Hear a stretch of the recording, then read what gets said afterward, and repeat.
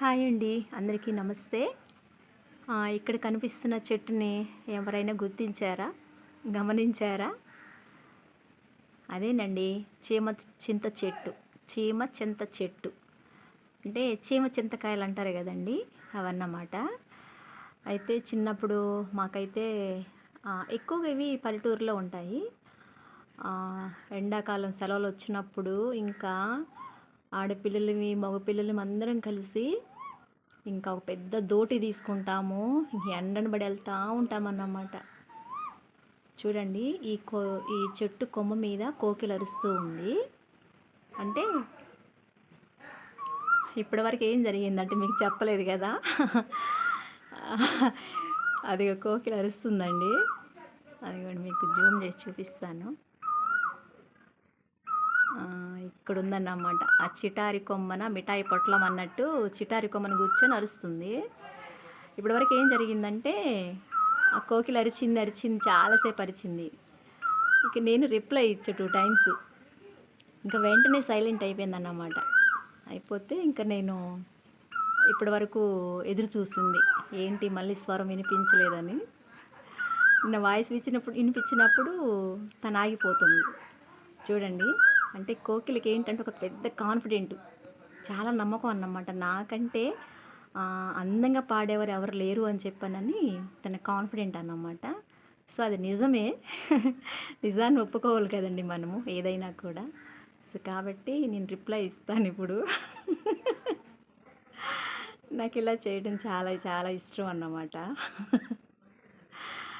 మనం ఎంత వయసు వచ్చినప్పటికీ కూడా మనకేంటంటే ప్రకృతిని ఆస్వాదించేటప్పుడు చిన్న వయసు తారతమ్య అనేది అడ్డు రావన్నమాట.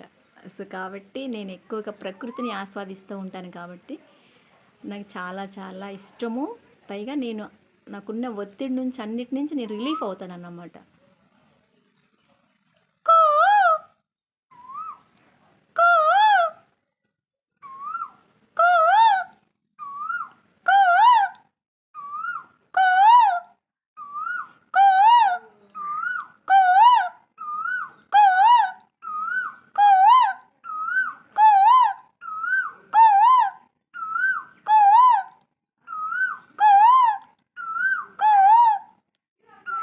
మాలో ఎవరు గెలవాలండి?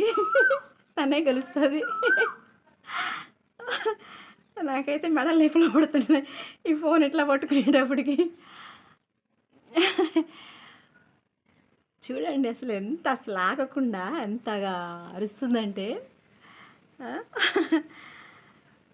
ఎక్కడో చిటారి కొమ్మన మిఠాయి పొట్లంలాగుండి అరుస్తుంది.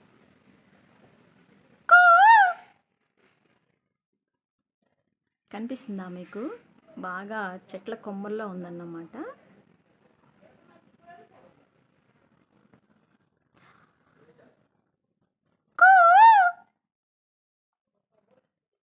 నేను మాట్లాడేటప్పటికి ఇంకా ఆగిపోయిందన్నమాట. ఇంకోసేపు ఆలోచన చేస్తుంది.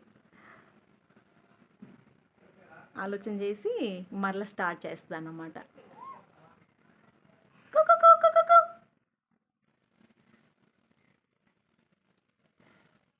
కానీ కుక్కిల ఎందుకోనండి మనకి కాకి కనిపించినంత ఎక్కువగా దగ్గరలో కనిపించదు కోకిల.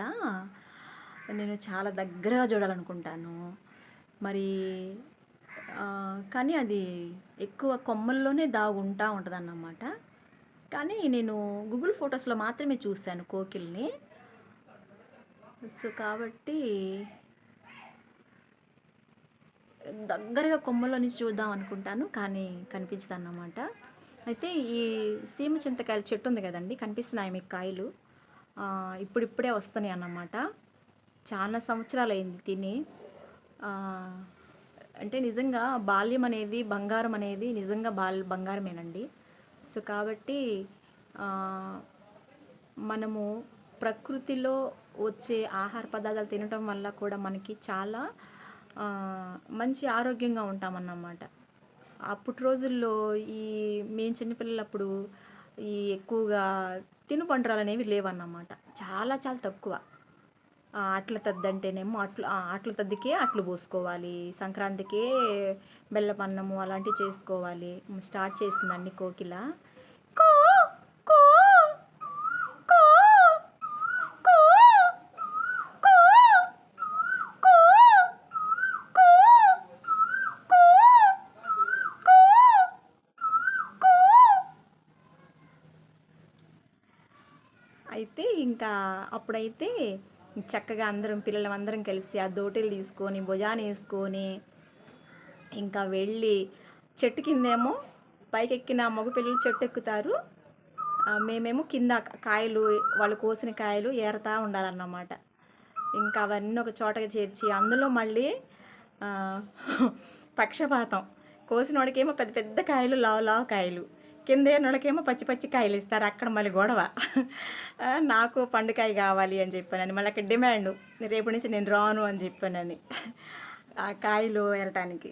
సో కాబట్టి ఇలాంటి ఆహారం మేము తింటూ ఉండేవాళ్ళమే. కానీ ఇవన్నీ మంచి మెమొరీస్ అన్నమాట. ఇప్పుడున్న పిల్లలకి పాపం ఏమీ లేదు, ఆ సెల్ ఫోన్లో ఏందో, ఆ ల్యాప్టాప్లో ఏందో ఏందో, కానీ ట్యూషన్సే ఆటలు అయిపోయినాయి, స్కూల్లే ఆటలు అయిపోయినాయి, లైఫ్ అయిపోయింది వాళ్ళకి. పల్లెటూరులో ఉన్న పిల్లలు మాత్రము ఇలాంటివి చాలా చాలా ఆస్వాదిస్తారు. సో కాబట్టి కోకిల గురించి ప్లస్ చేమ చింత చెట్టు గురించి ఈరోజు మనం చెప్పుకోవడం జరిగిందన్నమాట.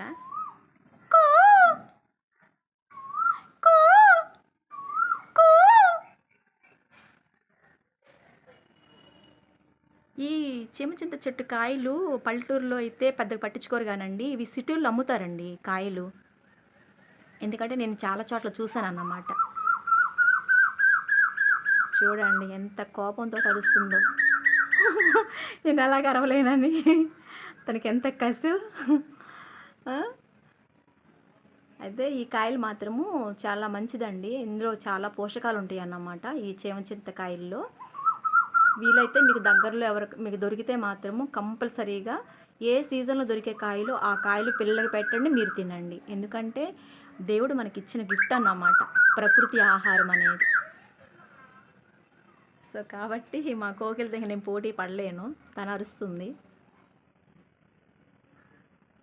ఓకే అండి, బాయ్ అందరికీ.